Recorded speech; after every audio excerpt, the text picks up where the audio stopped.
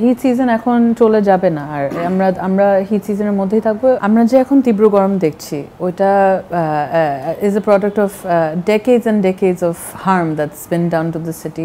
শহর যেভাবে বেড়ে উঠেছে, যেভাবে গাছ কাটা হয়েছে, যেভাবে আমরা পানি, আমাদের ওয়াটার বডিজ হারিয়ে ফেলেছি।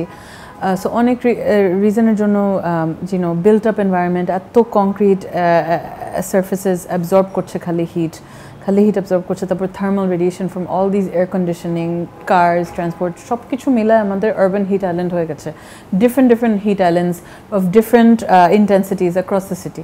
সো এখানে শুরুতে আমরা এই জিনিসগুলো নিয়ে অনেক ভাবছিলাম যে কারা আসলে সবচেয়ে বেশি ভালনারেবল, কাদেরকে তীব্র গরম সবচেয়ে বেশি এফেক্ট করছে। অ্যান্ড এটা হচ্ছে অনুন্নত এলাকায় যারা থাকছে, যেমন বস্তি এলাকাগুলোতে। তো আমরা চিন্তা করলাম যে ওখানে আমরা একটা সবুজায়ন প্রোগ্রাম করি তাহলে, যে কারণ ওভাবেই কিন্তু আমরা এই কথাগুলো বলা শুরু করলাম প্রথম ওদের সাথে, যে আর যে আসলে আমরা চাচ্ছি যে সবুজায়ন করতে, এটার দরকার কেন। কারণ আমরা যখন দেখলাম একটা স্যাটেলাইট অ্যানালিসিস করে, ট্রি ক্যানোপি কভারেজ অ্যানালিসিস, ওখানে দেখলাম যে এইসব এলাকায় কিন্তু গাছ অনেক কম। অ্যান্ড ওখানে অনেক ডিফারেন্ট ভালনারেবিলিটিসও আছে, যেমন ওখানে ময়লা ঠিকমতো কালেক্ট করা হয় না বা পানির সিস্টেমস উইক। তো আমরা ডিসাইড করলাম যে ঠিক আছে, এই এলাকায় কিন্তু অতি গরম বা তীব্র গরম জিনিসটা স্পেশালি মহিলাদের উপরে বেশি কি বলবো, একটা বার্ডেন হয়ে থাকে। ওয়ালটন ফ্রিজ কিনে অনেকের মতো আপনিও হয়ে যেতে পারেন মিলেনিয়াল, সেরা পণ্যের সেরা অফার। তো এখানে আমরা গাছ যখন লাগিয়েছি তখন আমরা ওই 5,000টা গাছ, 5,000-এর বেশি একটু গাছ লাগাতে পেরেছি 15টা এলাকায়।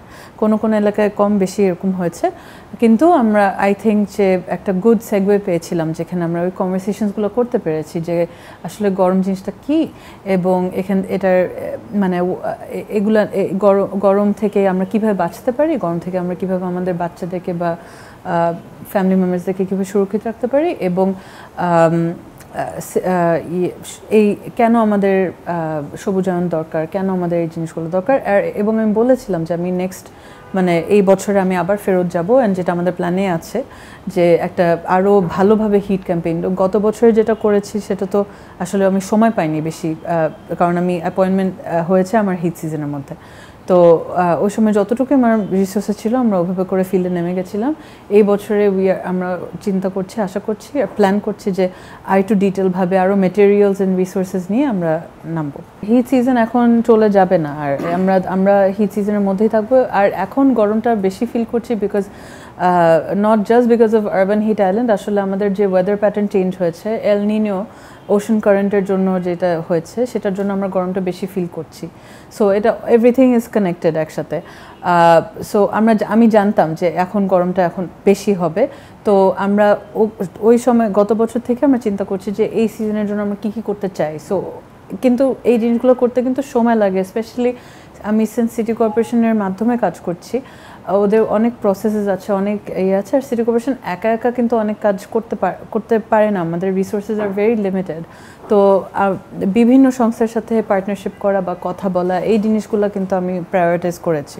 ওই ইকুইপমেন্ট বা ওরকম টিম কিন্তু আমাদের সিটিতে নাই। এটার জন্য আমাদের যে এফিলিয়েশনগুলো দরকার, যে পার্টনারশিপগুলো দরকার, ওগুলাতে আমরা এখন চলে যাচ্ছি। মানে ওটা করার ইচ্ছা আছে। We are talking with different organisation to see যে কীভাবে করা পসিবল, বাট স্মল স্কেলে কিন্তু এই জিনিসগুলো হচ্ছে। যেমন কয়েকটা ইউনিভার্সিটি বিদেশি ইউনিভার্সিটি এসে করছে, তারপরে আমাদের WRI's সাথে কথা হচ্ছে, যেমন এরকম ডিফারেন্ট সংস্থার সাথে কথা হচ্ছে। আই ডোন্ট নো ইফ এটা এই বছরের মধ্যে আমরা ডেটাগুলো পাবো নাকি, বাট হাউএভার আমাদের যে BDRCS এর সাথে যেই ডিসকাশনসগুলো করলাম, তারপর আমাদের C40 সিটিজ অ্যান্ড ইকলি সাউথ এশিয়ার সাথে যে কথাগুলো করে বুঝলাম, আমাদের কিন্তু একটা আইডিয়া আছে যে কোন ওয়ার্ডগুলো সবচেয়ে বেশি vulnerable through other urban systems. For example, কোথায় আমার রোডস ভালো না, কোথায় আমার হাউজিং সিচুয়েশন ভালো না, তারপর এরকম ভালনারেবিলিটি যেটা আমাদের বলি urban systems. Once we know যে এখানে আরবান সিস্টেমসগুলো খুব not in a good state, we also understand immediately যে ওখানে আমার হিট বেশি এফেক্ট করবে।